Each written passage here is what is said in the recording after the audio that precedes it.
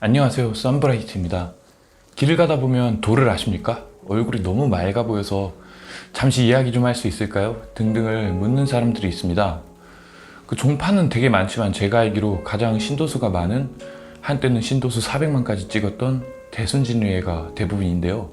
그 대진대학교, 대진고등학교, 분당 재생병원 등 진짜 어마어마시한 뿌리를 가진 조직입니다. 이제는 약 10년이 흘렀는데 2008년부터 2009년까지 잠시 제가 진심으로 몸담았었던 이야기를 오늘은 조심스럽게 꺼내보려고 합니다. 20살 재수생 당시 저는 많이 외로웠습니다. 친구들과 모든 연락을 끊고 혼자 힘으로 도서관에서 공부를 하고 있었습니다. 당시 저는 동양 철학과 뉴에이지 사상과 관련된 책들을 많이 읽었는데요.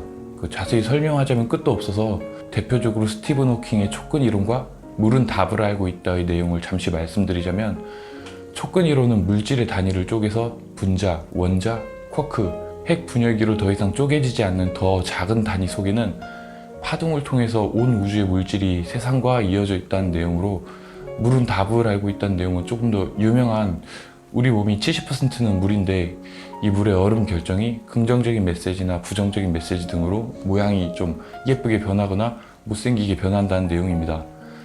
당시 길거리에서 2인 1조로 낯선 사람이 저한테 이야기 좀 하고 싶다고 말을 걸어왔는데, 그 사람들 표정이 너무 선해 보여가지고 대화를 수락했었고, 막 이야기를 하다 보니까 당시 제가 읽던 책의 내용과 연관되는 내용이 너무 많아가지고 그 수도하는 센터까지 따라갔습니다.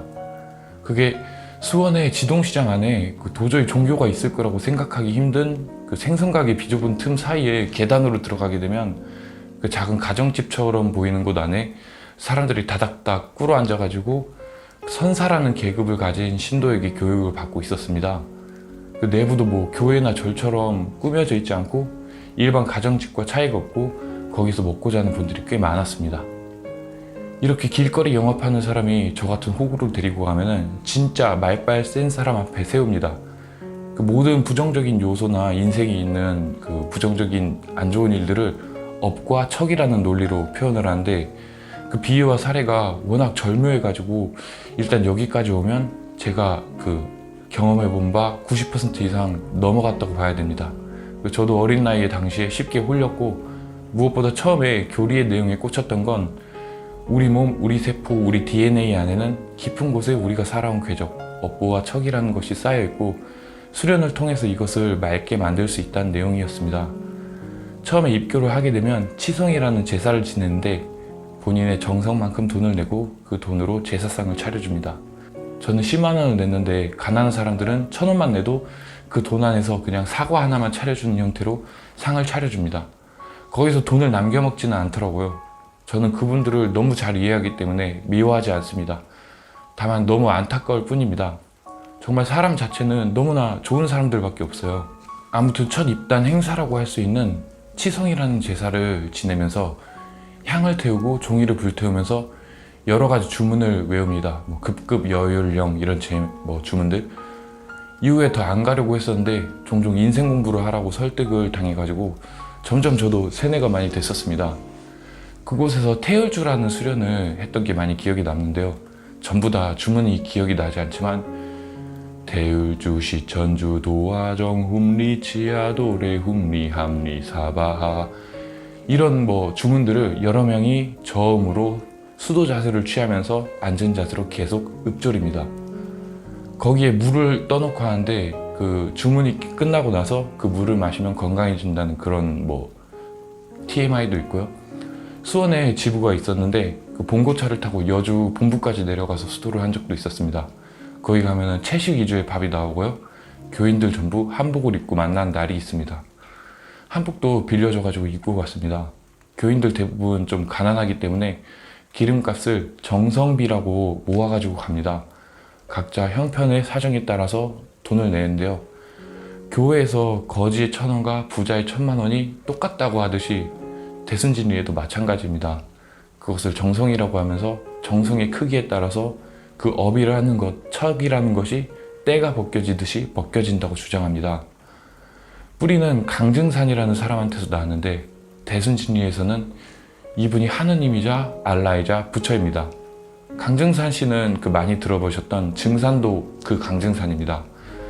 비디오를 자주 틀어주는데 그 강준산 씨의 인생 일대기와 교리가 나옵니다. 처음에 제사를 지내는 그 이름은 치성이라고 부릅니다.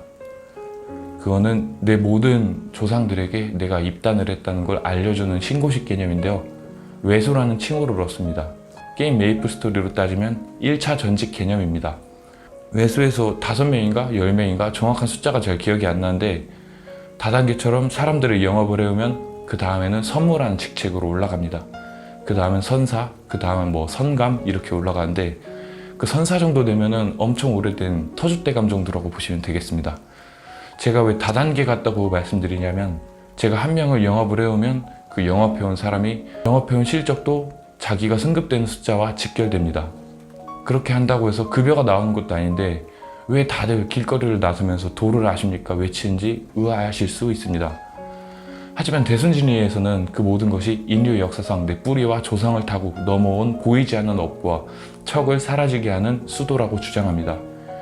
예를 들어서 제 조상이 유명한 장군이었는데 좋은 일도 많이 했지만 사람을 많이 죽였기 때문에 그 원한이라는 것은 에너지이기 때문에 절대 사라지지 않는다. 에너지의 법칙이죠. 그래서 그 자손에게도 어느 정도 남아있다는 것이 그들의 주장입니다.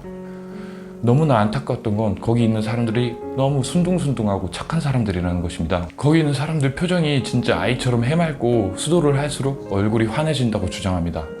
고민과 얼굴이 기분이 축 처진 것 또한 내 안에 나를 가로막는 척과 원한이 많기 때문이라고 합니다. 그걸 다 씻겨내는 게 돌을 닦는 거고 주변인의 멸시와 싸입이라고 욕먹는 것 또한 내 안에 업보가 내 척이 씻겨나가는 과정이라고 세뇌시킵니다. 거기 지구 가정집에 기억나는 게 진짜 예쁘고 참한 누나가 한 명 있었는데 어린 나이에 도 닦는다고 가출하고 길거리에 나와서 부모님은 연락하는데 연락도 안 받고 도를 하십니까 하고 다니는데 이런 분들이 진짜로 많았어요. 근데 진짜 순수한 신앙심으로 똘똘 뭉쳐있는 분들이에요. 이분들이 가진 심리와 제가 진짜 이 종교에 심취하게 되어서 그 주변 지인들까지 팔아먹었던 부끄러웠던 또 자세한 이야기는 2부에서 다뤄보도록 하겠습니다. 고맙습니다. 썬브라이트였습니다.